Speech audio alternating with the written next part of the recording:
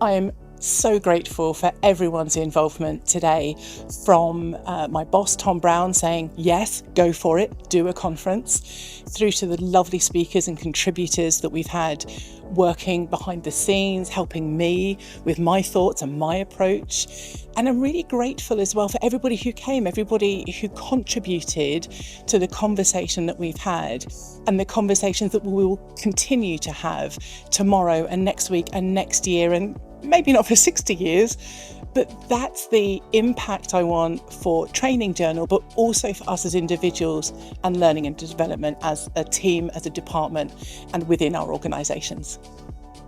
My key takeaway for today would be that how many people in this room really care about L&D.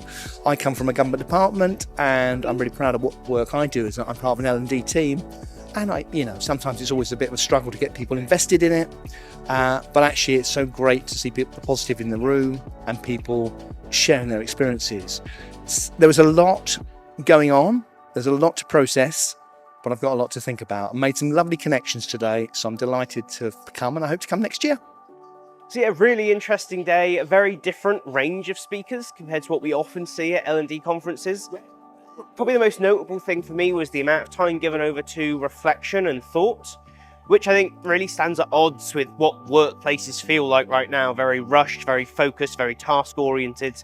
And maybe that's the biggest takeaway of the day, is that we do need to take a little bit more time to think, to research, to experiment before we dive into completing the next task in front of us. Certainly that will be my biggest takeaway from the day.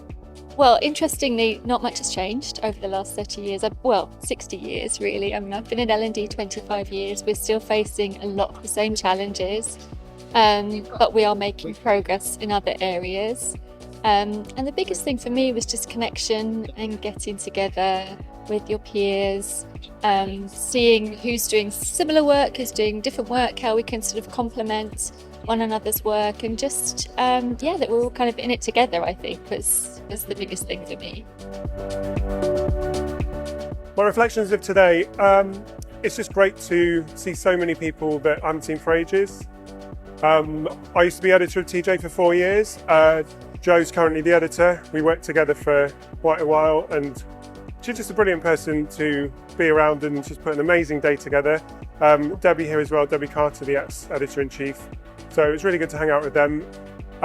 What I really liked about the programme of the day is that, and I knew Joe would do this as well because he's really conscientious about this sort of thing, but she put together a programme where there was space for reflection.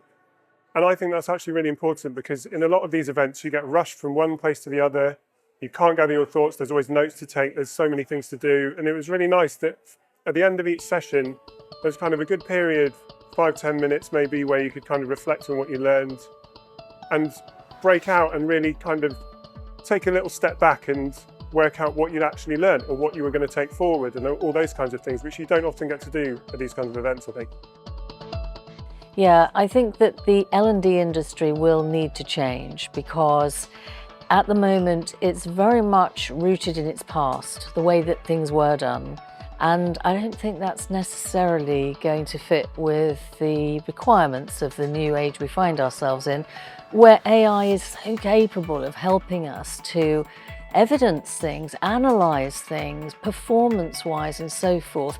We are looking, when I say we, I mean business as a whole, is looking for solutions that will add value. And in order to do that, L&D has to step up to the plate and join that quest, really. It hasn't just got to do it in terms of what the business wants, but I think it actually is an incredibly key player. So it's really important that it does. It has a duty, really, to people and culture and learning as a whole. The changes in the L&D industry, the important one, something I've been talking about for years, is impact. We are strongly focused on how well we do what we do, but not the difference that it makes to the organisation. And I've had a number of conversations on this in the last few years, and it generally comes down to two things. The first thing is, I don't know how to, so where do I find the data? What kind of data will actually demonstrate impact? The second question, or the second part as to why we don't do it, is what happens if we don't actually make any significant difference on an organisation? And there's a fear about being found out as an L&D function. And that's a hard one to challenge. So if there was one thing I think the L&D industry should stop focusing on is content. Now that we've got artificial intelligence, we need to actually totally rethink about our approach.